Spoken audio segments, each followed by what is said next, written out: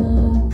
Cause they don't wanna see and they just want their money back.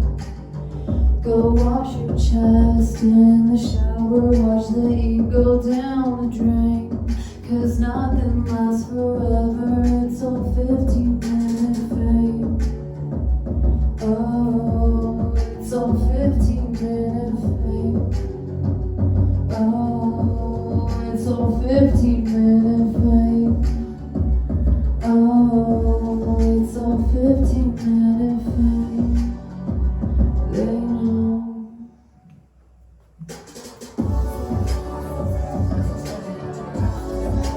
15-minute fame.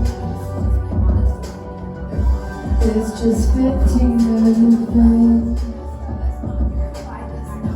It's all 15-minute. We know. Days, months, years, it is all the same. Never gonna be enough to sustain. Days, months, years, it is all the same. Never gonna be enough to sustain. Is this what we are for? Just paying stocks cause we got bored. I hope you're entertained. So glamorous. 'Cause there's no Hollywood, my dreams just took a smack. Cause they don't wanna see and they just want their money back. Go wash your chest in the shower, watch the heat go down the drain. Cause nothing lasts forever, it's all 15-minute fame. 15-minute fame. It's 15-minute fame. It's all 15-minute fame.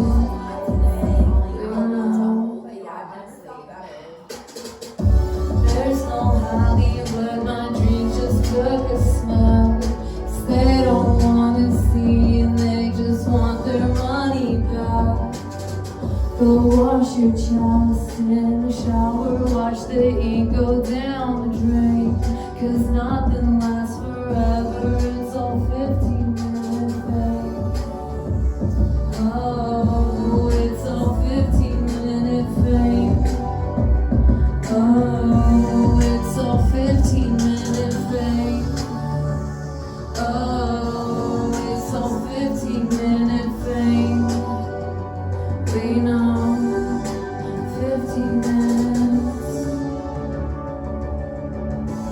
It's all 15-minute fame.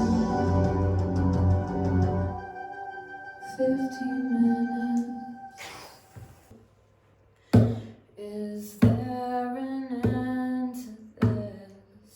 Does the cycle change? A variety of fonts would really fill the page. I'm not too proud to be modest about my intensity. Dirt cheap tops and stickers decorate the floor with spilled liquor from the stage to the door. Allow me to please read my favorite cautionary tale.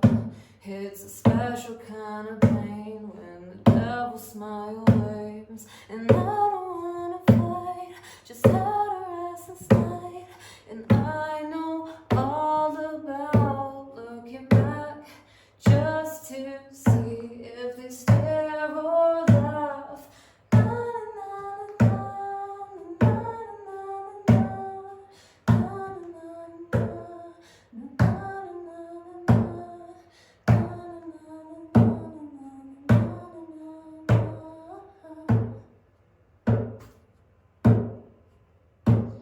Well, I could either kill myself or learn to play guitar.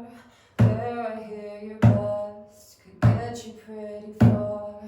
I hear every drop makes a difference, but I'm not sure how much I should pay. I think of knots and mechanics of my favorite angels. The sky cries for you while the lightning strikes your ankles, and I wish that I could touch your hair, but my hands begin to wake me up from the strangest sleep. Insomnia, fuck. Na na na na na na na na na.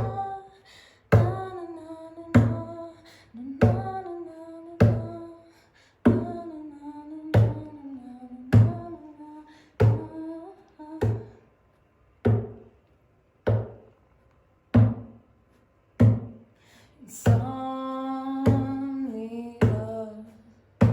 'cause there's no rest for the wicked, and no rest for the worried, and no rest for the weary, no rest for deserving, and no rest worth fearing. Is this the Mile High Club? When you have no planes or people, and I always feel so far beneath you, while I'm digging up the grave just to see some friends I've made. And everything's my fault, 'cause it's always been that way. Allow me to please read my favorite cautionary tale. It's a special kind of pain when the devil's smile waves, and I don't wanna fight, just how to rest this night. And I know all about looking back, just to see if they stare or laugh. Na na na na na, na na na na na, na na na na na, na na na na na.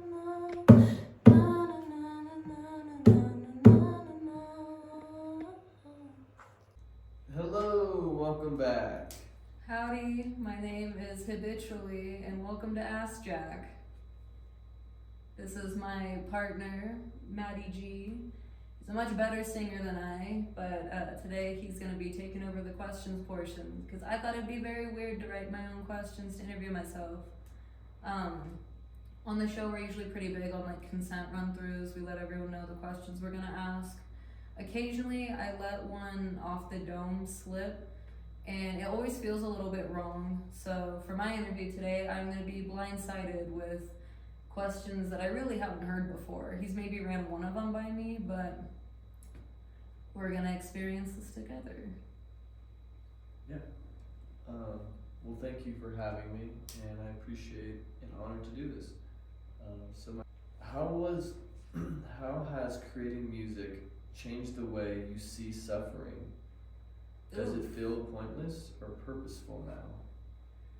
I mean, I feel like for me, music is the way that I cope with suffering. I always get a little pet peeved when people are like, you know, good for you, you're following your dreams, or oh, I'm glad that you're staying busy, or whatever, because like I don't feel like pursuing music or art in general is a dream. I don't think it's even really a desire. I feel like it's more of a disorder for me, because I'm so chronically depressed, and I'm someone that objectively has a good grip of trauma, and if I don't write or paint or perform or try to connect to people in some sort of a creative way, I can't function. Like my mental health is so bad that like it's almost like every single day, not to be morbid, but like every single day there's some level of a battle that especially when things go wrong or not ideally, or say I'm going through a period of time where I just fucking feel nothing. Like I can't pray. I just feel like God's like shut me out or whatever. I have to do something with my energy. You know, it doesn't always come out as something good, and sometimes it's hard to be motivated just to do that. You know, some days it's hard just to get out of bed. But I feel like when I can take a crappy moment and have some sort of an art piece come out of it, it does feel purposeful. I try to turn the situation on its head, poke fun at it, find a reason to laugh, or just have something just to like look back on and be like, yeah, that was a thing that happened, and hopefully every time I return to this piece, the pain feels further and further away, you know? Growing up, you had a lot of accidents, skateboarding, car accident. Pee in my pants. How did you learn how to survive, and how did that place, person, or way shape to how you write today? I am a relatively neurodivergent person. I've been working with therapists like all my life. It's therapy. Huh? One of them's therapy. Oh, for sure. So I feel like a lot of my childhood I've kind of blocked out. There's definitely a lot of fights. My mom was very big on expressing her shame in me. My dad was pretty comfortable expressing his shame in pretty much the entire household.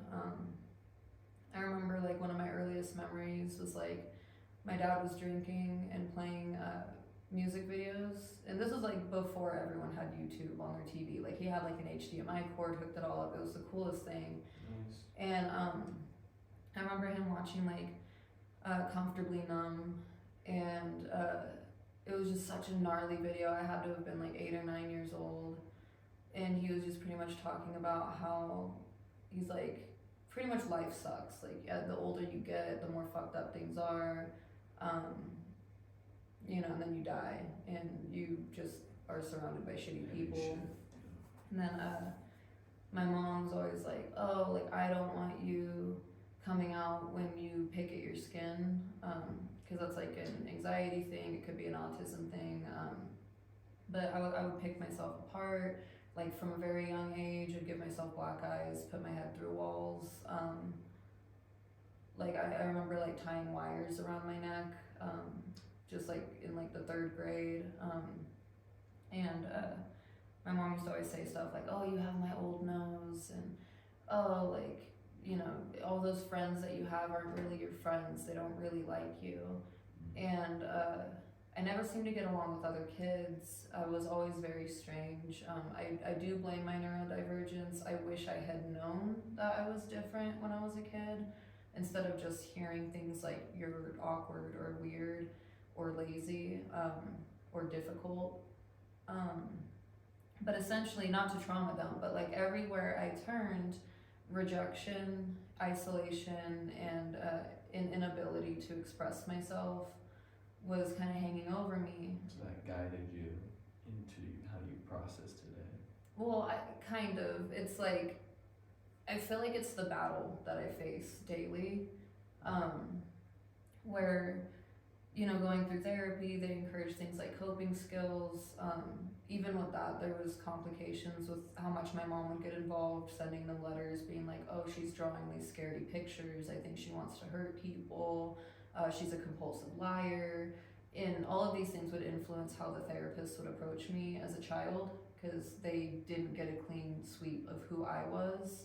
I was always being perceived as this biased view. So I guess I was just like, as one of my current therapists says, chronically misunderstood. And so I would draw and I would write. Most of the time I just run away from home, walk the streets, and as I got older that turned to like hitchhiking, doing drugs, all of these things. But I felt like music was like the first place where I could understand what words meant, because with the music you could feel it.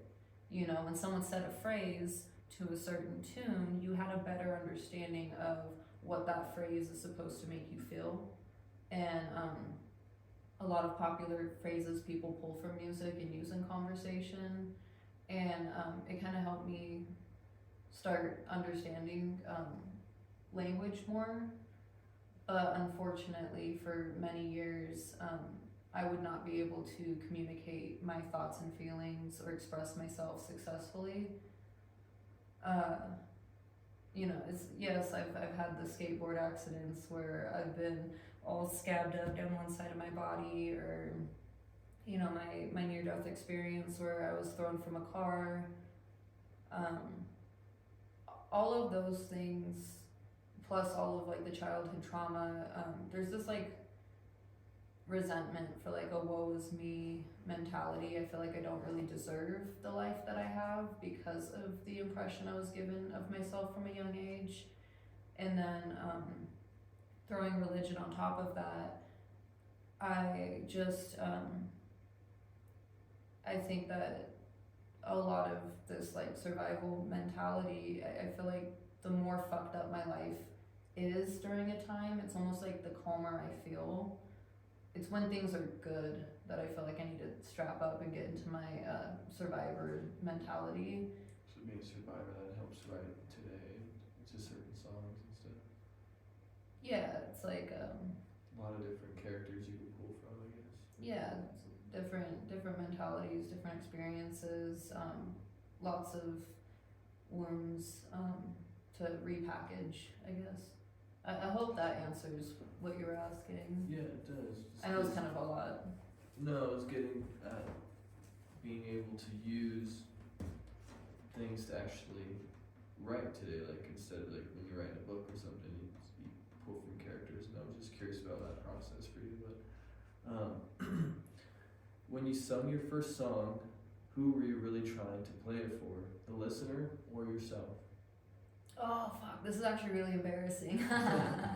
So I sang a lot growing up, like other music, but the first time I wrote a song, I was like 8 or 9 years old, and I was so fucking proud. Oh my gosh, it was like a little rap, a little ribbity rap, right? And I go up to my dad and his drinking buddies. They're all out on the patio. One of the drinking buddies is a cool guy. He's got a guitar, he's singing. He's of course only doing covers because original art isn't fucking cool if a million people haven't heard it. So, you know, he's playing the covers everybody knows, they're all going great. And I'm like, oh sweet, hell yeah, art, let's express ourselves. I have something. And here I am, like 8 or 9 years old, and I'm like, drama, drama, drama, drama, no one listen to me straight, don't look back, don't even wait, I'm just gonna, and my dad's just like, shut the fuck up. He's like, he starts laughing at me, everyone starts laughing at me. I'm so embarrassed. I just like ran out of there. I don't know, like I wrote something and I was really proud of it, and then everyone laughing at me kind of fucked me up a little bit. My dad also was the type where he's like, oh, you want to be a singer? Well, you can't sing. Some people are born with it, some people aren't. You are not. You should not waste your time, you should not waste your breath, you're gonna get made fun of. Anytime I would sing, he'd howl at me. There'd be times where like I wanted to be an actress. I was like, okay, if I can't be a singer, I'll be an actress. So I'd be in plays. I was always my drama teacher's like favorite student. I was just like, so much of my like personality was boxed up and hidden because I wasn't allowed to be myself at home, wasn't allowed to be myself around friends. That like theater, I fucking thrived because I had a lot of energy. And I remember my dad was like, oh, look at the TV, that's real acting, that's good acting. If you want to be a real actress, do 3 monologues right now. Oh, look, you can't do it, you suck, you're not going anywhere, get a real job.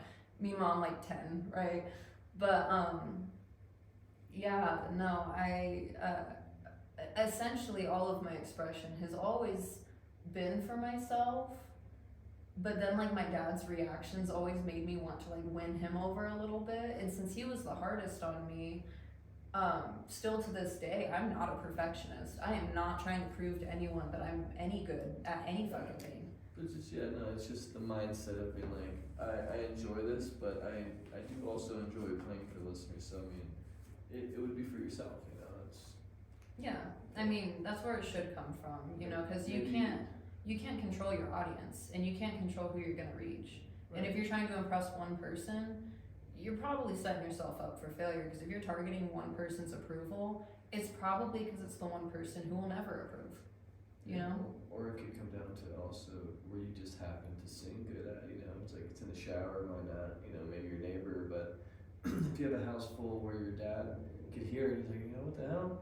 It's kind of, it's, you know, it's there, you know, you could, so you could have been doing it for yourself, but, you know, like you're saying, you almost had more passion kind of to drive to do it, to be like, oh, okay, I'm gonna show you wrong in a way. Oh yeah, for sure. Spite is 90% of what I do. That's why I don't over polish my work, is because my main goal as an artist, truth be told, is I want to go up on the stage, do my fucking thing. If I connect with someone, or, you know, bless all the people online that have poured so much love into me and make me feel worthwhile, you know, like that's the best case scenario. I love that. But worst case scenario, someone sees me perform, they go, she sucks, I can do better than that. And then they go home and they do better than that, because maybe that's the push they needed to feel their confidence to get started. And I don't mind being that. You know, bounce off my head, go do something, I don't care. Or energy connects or to energy. exactly, or like that another little, I always imagine like 15-year-old me that was like really wanting to be a singer or write or get into poetry. Just being able to see someone fucking do it, regardless if they're technically good or if they're classically trained or not, but just to do it just for shits and giggles, just to hit the ground running for no reason. I want someone that knows that pain of rejection to look at what I do and be like, you know what? Hell yeah. Like, I see you. I mean, that's all I could really hope for. Yeah, that kind of, I guess, jumps me perfectly into the next question of stage fright. It's definitely, you know, we don't have a stage even here and I'm nervous. So, you know, sometimes it's overwhelming, you know, from briefly stepping on. Yeah, does it bother you? Do you, like, is there anything like that? I think when I was young in theater, I had no stage fright. I was a freaking freak, dude. Like, if I was on stage, I was so lit because, like, I didn't get attention. Kids need attention. And, like, having all those eyes on me, it felt like everything that I wanted from my parents and from my friends and from my peers. And, being someone who's neurodivergent, having everything scripted and practiced, and knowing that if I haven't memorized, I'm doing the right thing. It was the only part of my life that I knew I was doing right because someone explained it to me and gave me a script. I loved it. As I got older and I started expressing myself as myself, hell yeah, I get stage fright. I get stage fright talking to new people. I have horrible anxiety.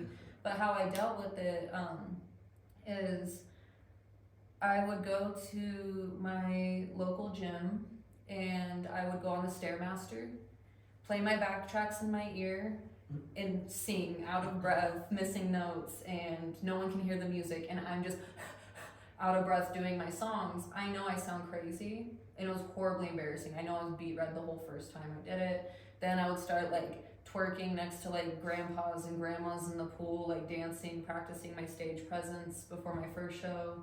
And the more I did it, I think 3 months in, I went from going, oh my God, everyone's looking at me, this is so embarrassing, to everyone probably has headphones in and no one really gives a shit.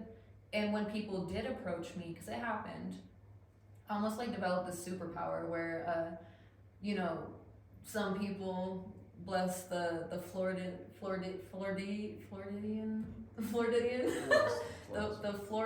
lady that came up to me and was like, hey, you're kind of weird. I like it. I saw you dancing. I was upstairs. I had to come down here and say, hi, I want to be your friend. That was really cool. That was validating. I had people say, I like seeing your dancing. Then, on the flip side, I call them the cheerleaders. There'd be like a group of women on occasion, beamingly insecure.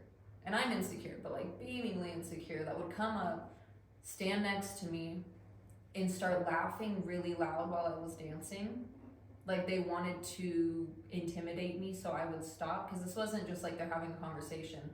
They were staring and they were laughing, and it would go on for a long time. At first it would shake me and I'd stop and it'd just make me feel bad, whatever.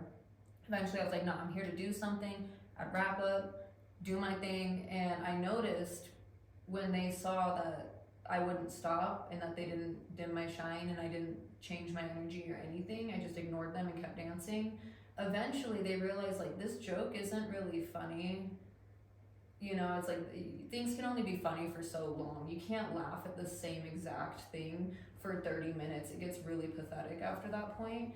And then that's when the insecurity that you wouldn't be able to pick up on before when they're laughing and trying to intimidate became very apparent.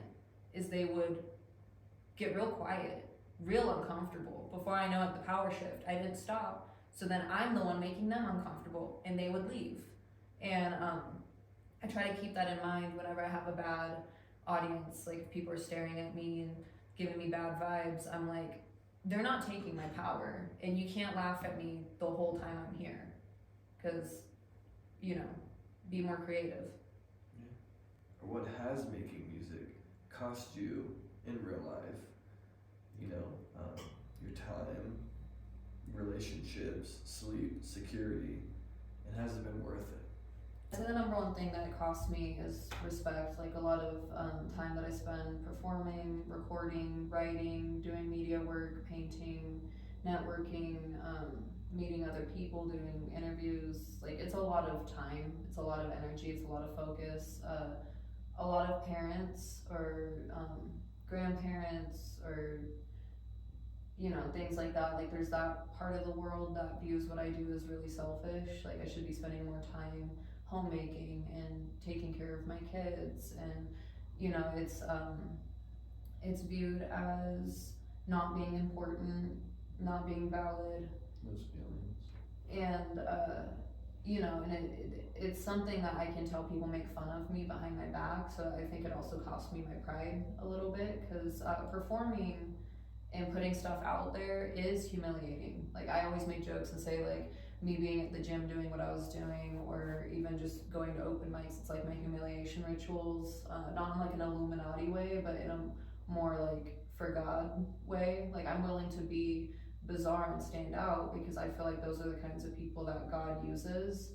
And that's always like, that's all the way through, you know, like your eccentric coworkers or homeless people that you run into, or you know, just people that are eccentric and weird and not afraid to do things a little different. I think those are the most blessed people and the ones that ripple the most blessings, you know, because everyone remembers their weirdest teacher. They don't remember the best, like, technically sound teacher, you know? And it does cost me a lot of time and a lot of energy. And I have panic attacks frequently because I get imposter syndrome. Based on how I feel, no, it is absolutely not worth it. But based on the connections, the relationships, and where my life has been leading me, absolutely, it is worth it.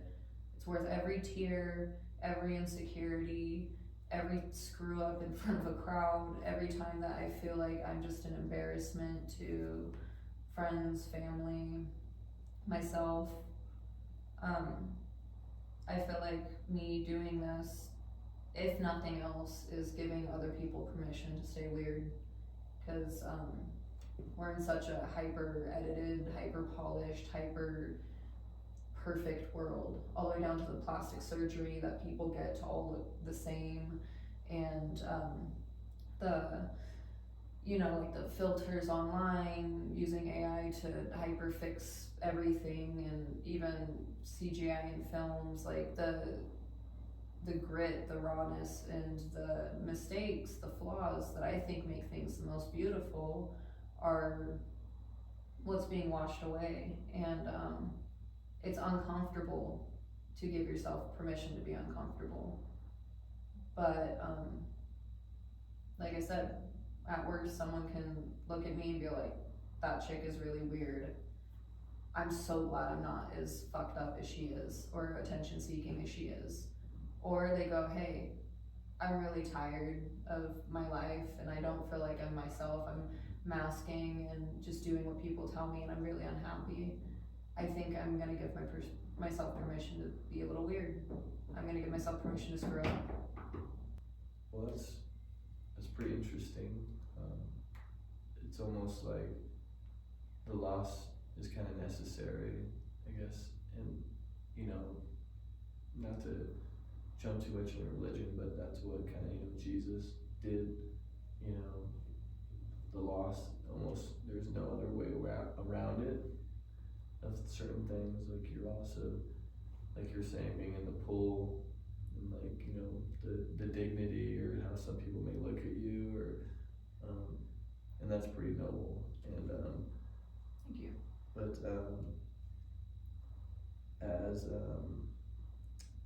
as some of your projects, like, as you make them, now you're dropping like one a week, or two, or like one or two, but I see a lot of like albums that are very thought out of, and out of all of those, like No Hollywood, and some like your older projects, what's one thing your music never hides? Making music is a form of prayer. It's a form of journaling and just connecting with myself, with the things that I want and desire, and also figuring out what I really care about, or more than anything, what's bothering me. It's good that it doesn't hide it, I guess. Yeah, I guess the number one thing it exposes is what bothers me. Whether it be some stupid, like sometimes I'll write like diss tracks if I feel slighted by someone. I'm mature enough to realize that how I perceive people and how I perceive interactions is likely not anyone's fault but my own. But for some reason I go through waves where I take things personally, and it helps me figure out what part of the encounter bothered me, and I might overcompensate, try to make myself laugh. I think a very apparent theme is my loneliness, my feeling of not being understood, my spite, my disdain for, relationships in my life that I feel like failed me, insecurity, my depression. All of these things are constantly brought up in my music, because it's kind of what I use to cope with it all. But yeah, sometimes even it's just like my anger towards the world or society or politicians or things like that, or just how much pain and suffering there is, or how people treat each other, or how people treat me personally, or how I treat others. It's all very much based in, there's a disturbance in my spirit, and I'm trying to bring joy to a painful place. Everything I've ever touched comes from a place of pain. But in those moments, like you're saying, that you're just talking about, even felt close to ending, emotionally or physically, what did music give you that nothing else could? I don't even think it's just music. I think it's just however I choose to not give up on myself. Like I've wanted to quit my whole life because art itself is a coping skill.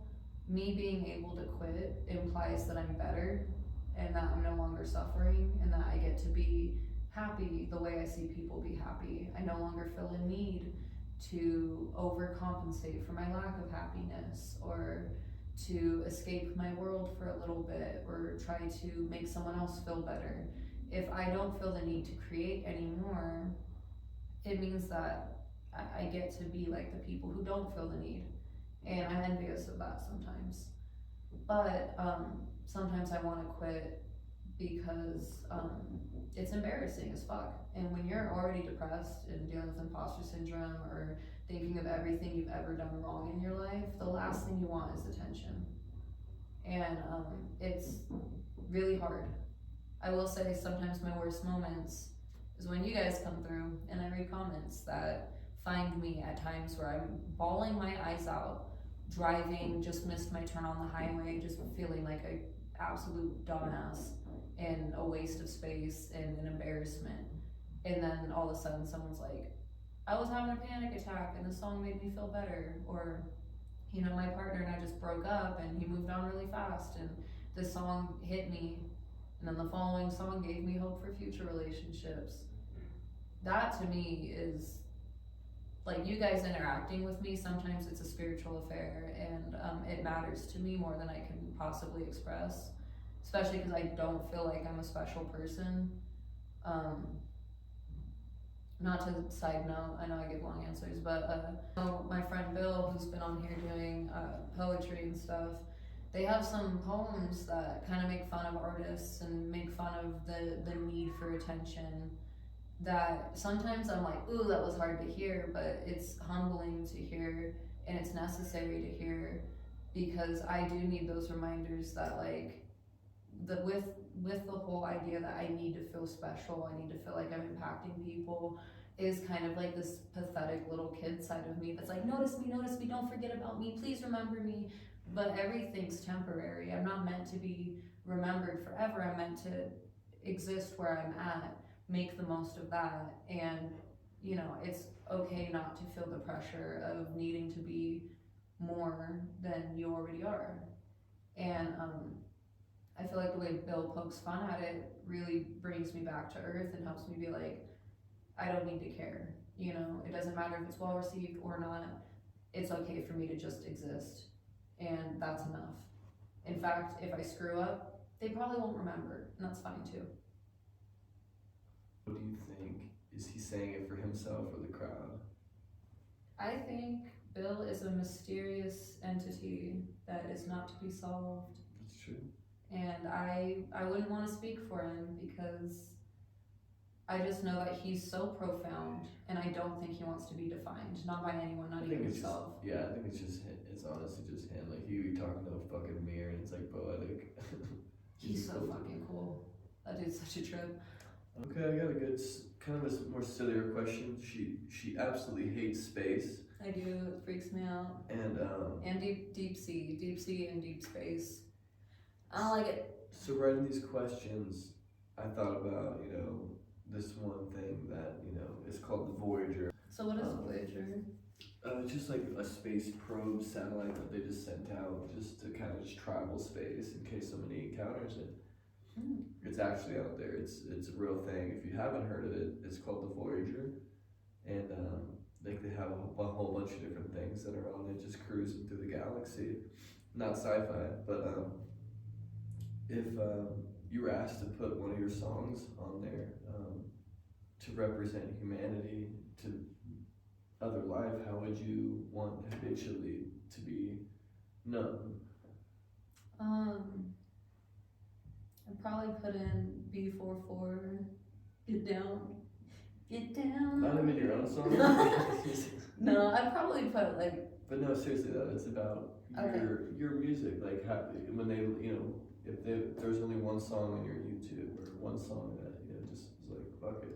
Truth be told, if I was given the opportunity, I would make a mixtape of all of the cool artists that I've met and put just like the songs that introduced me to their work.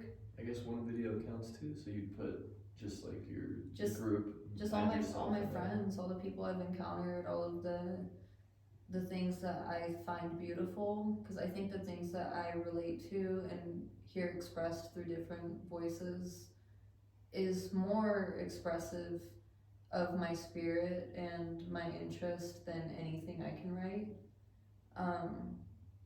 And also just, I don't know, I'm not at a point where I think I've created my good one yet.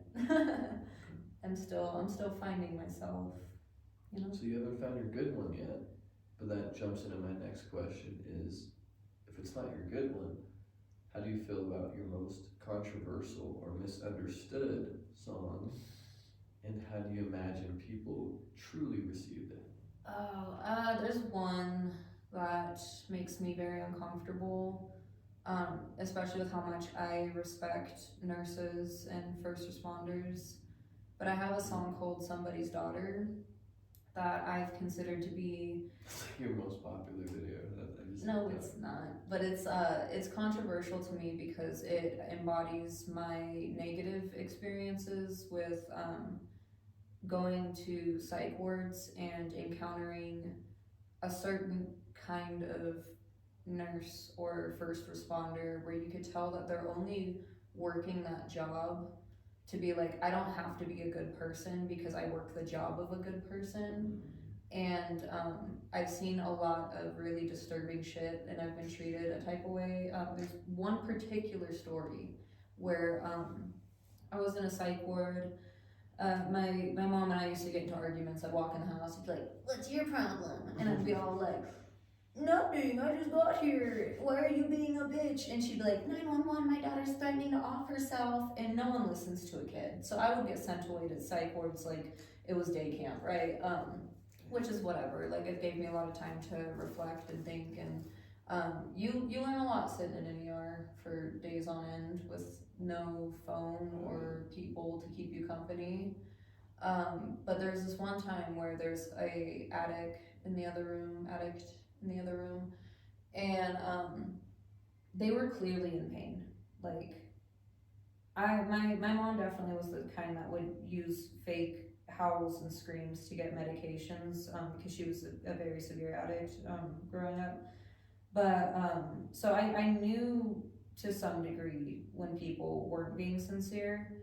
This was not that. This person was suffering like dread and excruciating pain. And because they were seen as someone who had a history of substance abuse, the nurses were sitting in a circle in the middle of all of the rooms, and I had my door open, and I was listening to this just gut-wrenching pain in the other room, and they're laughing. They are laughing, looking at this person, laughing at them, and being very loud, which I'm sure is like a violation or whatever. And they were saying they were saying that they didn't deserve pain relief because of their substance abuse. And I was a really spiteful kid, so I was like cussing them out. I'm like, what the fuck is your problem? You guys are fucking evil. This is horrible. Get them some help. Why else do you think they're here? They didn't come here to be ignored. They could have stayed on the street to be ignored. They came to you. It is your job to help them. And they just shut the door. And I can't be combative because that just means that I would go from 5150 to 5250, and this was out of my hands. But I was so angry, and I sat there for about 4 to 6 hours listening to this person howl and scream through the door. And I don't even think they ever received help. And that made me so angry. It reminded me of all the teachers that peaked in high school that would pick on kids so that they could feel like the cool girl or the cool guy that they never were. People that are abusing power, people that, like police officers, people that run churches, anyone that's working with vulnerable people, and once again has that protection of my title says I'm a good person, so I can get away with anything, and somebody's daughter is for them, that person that was suffering. It's not for the nurses to offend them. I'm not saying that nurses are bad people, but that's what makes it controversial. And I don't like what's going on politically with it being seen as not a professional route or, losing scholarships, because we need healthcare. And, a lot of these people might not be so callous, they have the option of not working so many hours or having more people to give them relief and to give care. There's a whole branch of issues that come with it. There's bad seeds in every path, and unfortunately I've encountered and seen with my own eyes what people are capable of doing with sick and mentally unwell people. You've encountered all those mean people, but like recently when my dad passed, a couple of nurses in there for sure were very, very kind to him, like even when he wasn't there. Have you experienced any of that? Absolutely. I have met so many people. Like I said, I was sent to psych wards routinely, whether I needed to be there or not. I was there all the fucking time, and I have met and been inspired and been cared for just by like taking an extra 20 minutes to talk to your patient. Right. It can be life-changing. There are conversations that took 20 minutes that I still carry with myself to this day. And that's why I'm saying it's a wonderful profession, and there are incredibly selfless people that like I can't even imagine doing what they do day in, day out. I've seen so many incredible people that make an incredible difference. And that's another reason why I'm like, I know that it's okay for me to express my disapproval of the people who take advantage of it, because I know the people who do a good job are just as offended by the bad behavior as I am.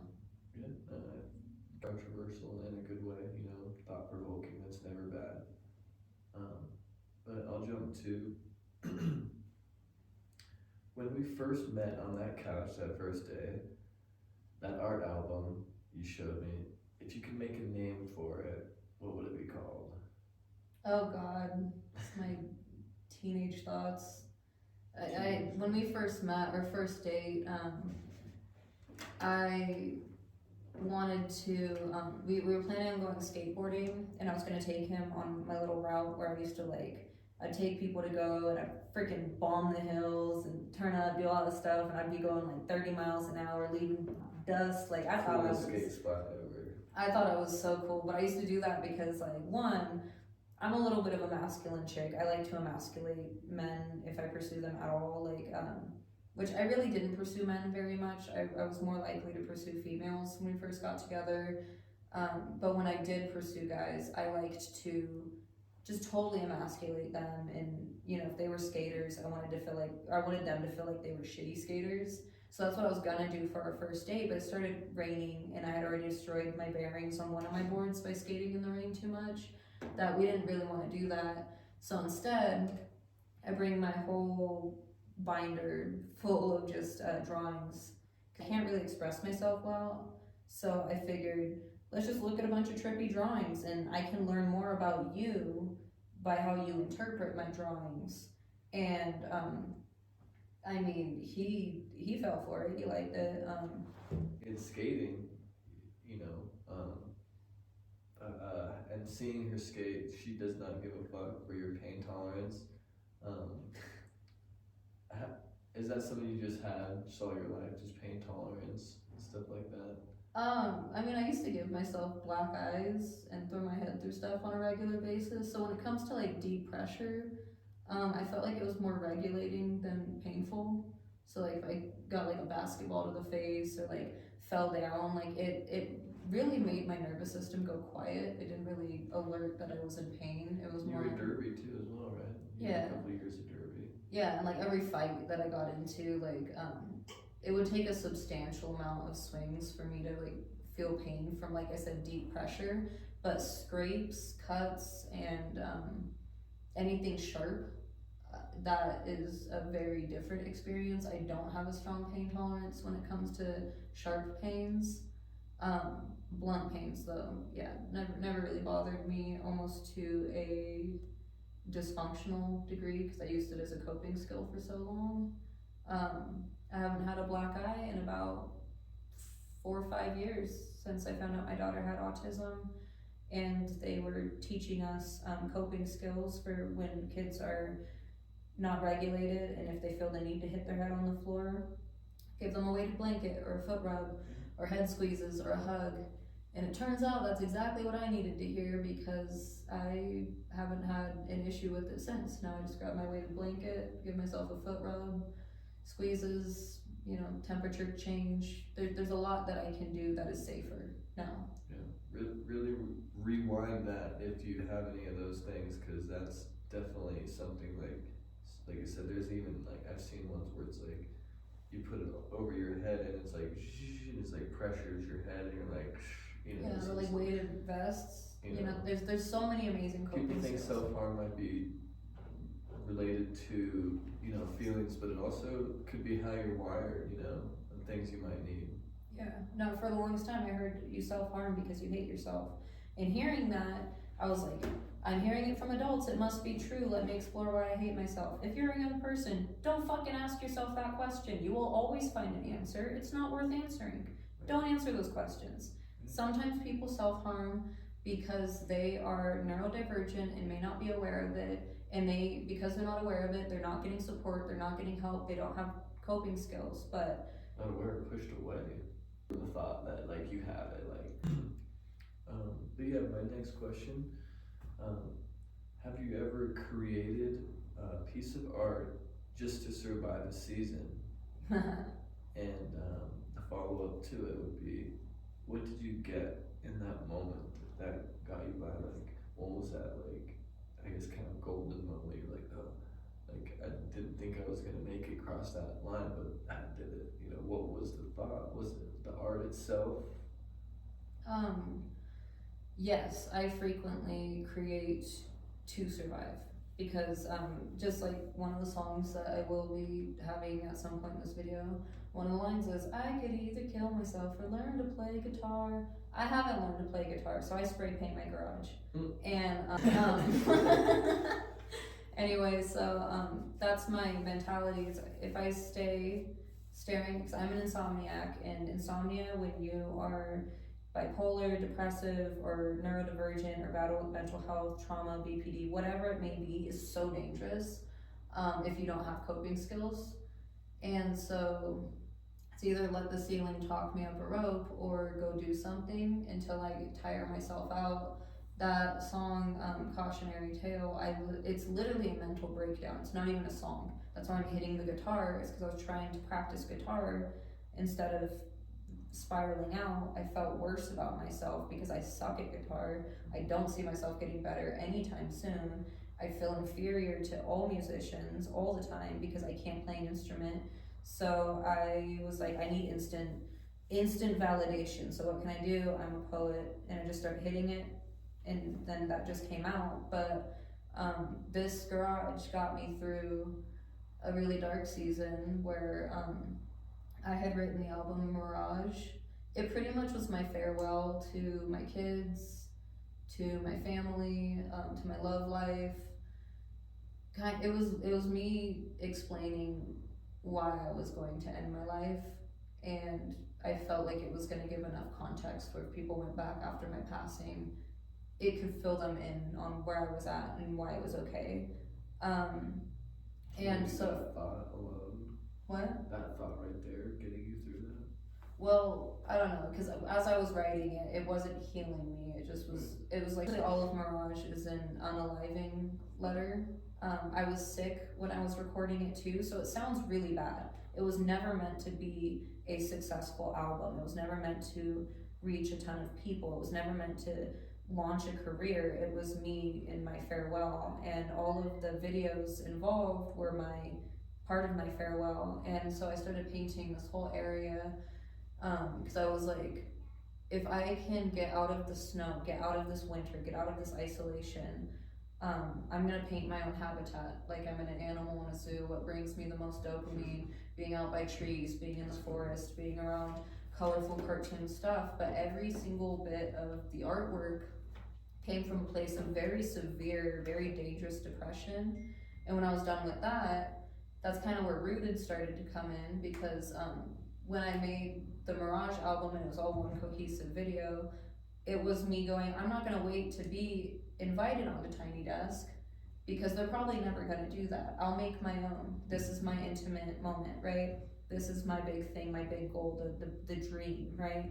So I did it for myself, and once I had that, I have all these resources. I started going to open mics, and I was like, I love Tiny Desk a lot, but I also love behind the music, and I love all these people I'm meeting, so why don't I just blend the two concepts, and I could show the music, use the tools, use the background that I've created, and let that thing that was supposed to be me ending my life just kind of help support others and say, we're rooting for you. What you do matters. Your art matters. In the world of AI where everyone says you're disposable, we're all disposable. Let me remind you that you matter, because all of this came from a choice of, I'm going to do something else. I'm gonna finish this project before I wrap this thing up. And it continues to buy me time every day. So, yeah.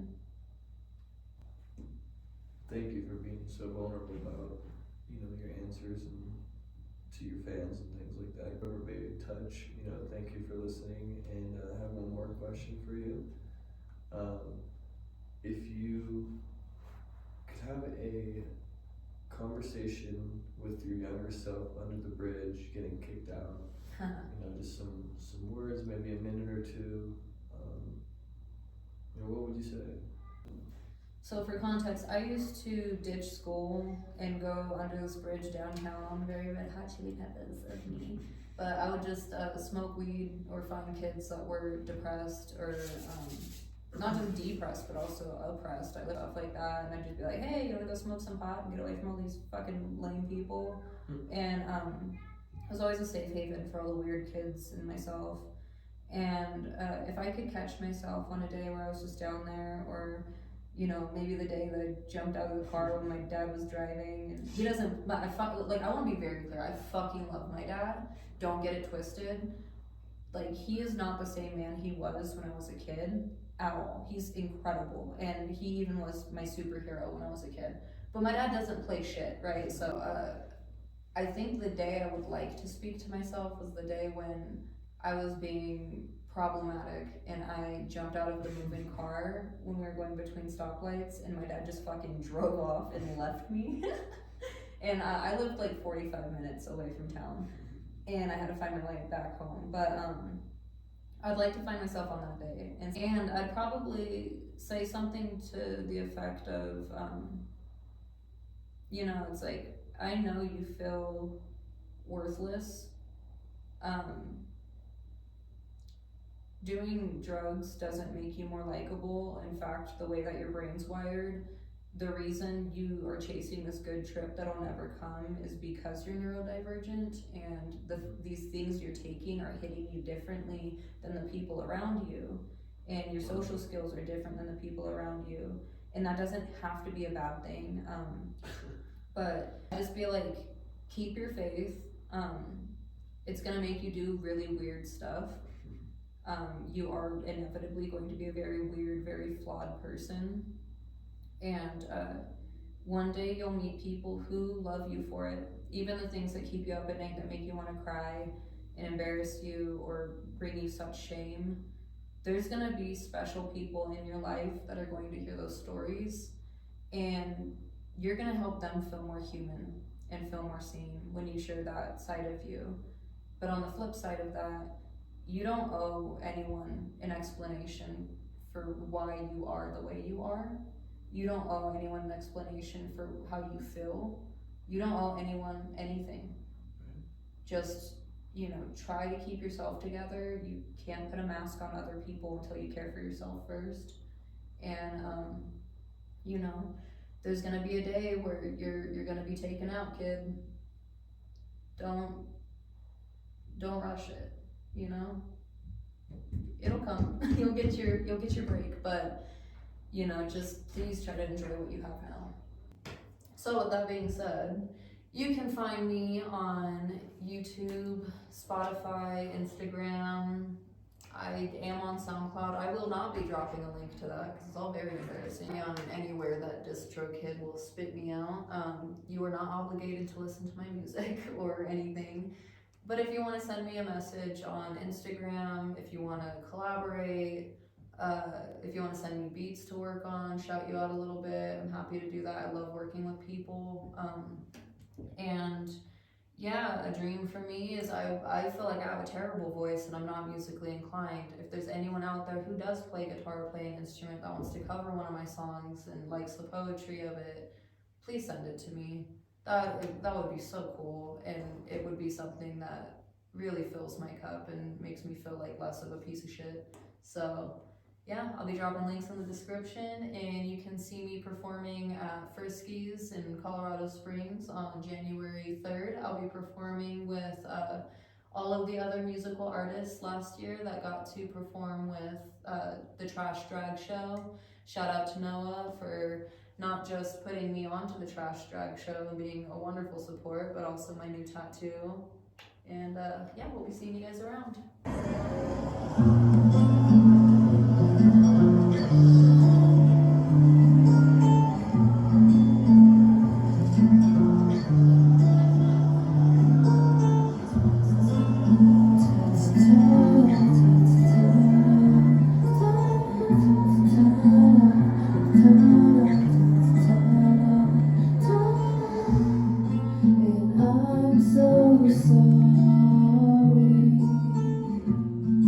The opportunity never came to me.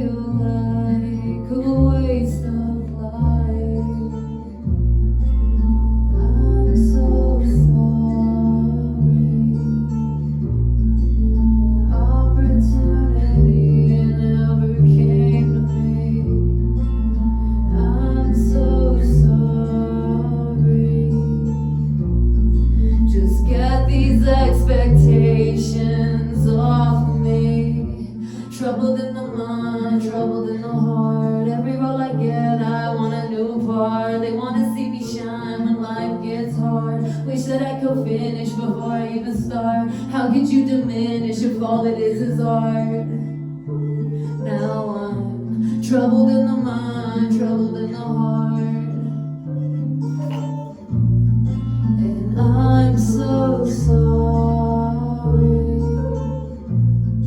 The opportunity never came to me. And I'm so